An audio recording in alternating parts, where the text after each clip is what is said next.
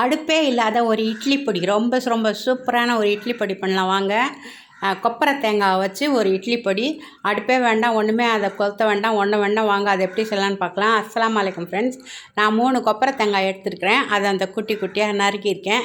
பூண்டு எடுத்து நல்லா உரிச்சிருக்கேன். மேல் தோல் கொஞ்சம் இருந்த மாதிரியே உரிச்சிக்கலாம். இப்போது தேங்காய் வந்து மிக்சி ஜாரில் சேர்த்துக்கலாம். சேர்த்து இதை ஒரு ஓட்டி கொண்டு வந்துடலாம்.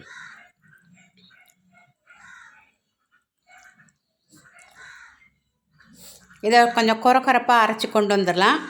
ஏன்னா இப்போ பூண்டை அரைக்க போகிறோம், அப்புறம் காரம் சேர்க்க போகிறோம். அதுக்காக கொஞ்சம் குறப்பாக அரைச்சி கொண்டு வந்துடலாம். ரொம்ப சூப்பராக இருந்துச்சு. நான் நினச்சே பார்க்கல இது இவ்வளோ நல்லா இருக்கணும். எனக்கு கொப்பரை தேங்காய்னாவே பிடிக்காது. இதை பாருங்கள், இந்த கொப்பரை தேங்காய் அரைச்சி கொண்டு வந்துடுச்சு. இப்போ இதில் நான் வந்து இந்த மாதிரி தான் அரைக்கணும். ரொம்ப தடியாகவும் இருக்கக்கூடாது, ரொம்ப மெலிசாகவும் இருக்கணும். மேற்கொண்டு மறுபடியும் அரைக்க போகிறோம். அரை கப்பு வந்து வெறும் தனி மிளகாப்பொடி,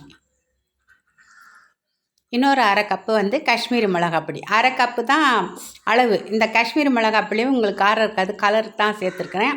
இந்த காரம் ரொம்ப கரெக்டாக இருந்தது. 3 கொப்பரை தேங்காவுக்கும் ஒரு 2 கட்டி, பெரிய பெரிய கட்டி 2 கட்டி அது இருக்கும். ஒரு 30-35 பல்லுக்கு இருக்கும்.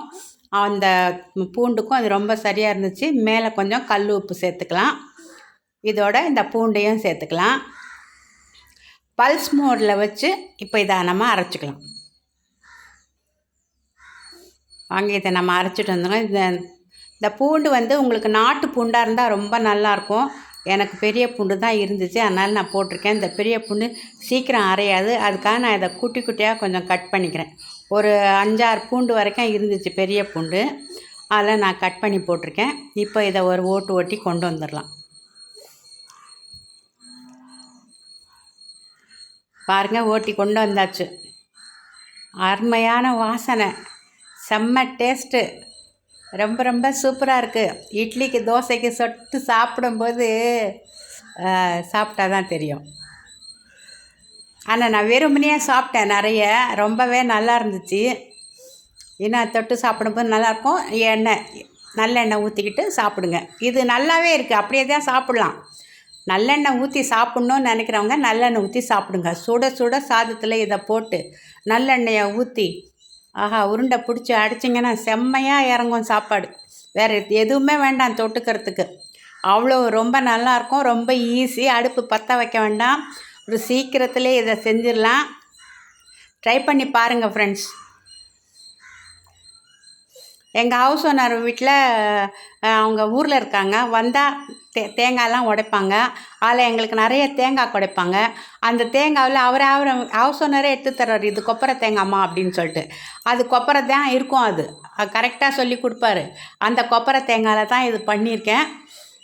அவங்களும் பார்ப்பாங்க, நீங்களும் பாருங்கள்.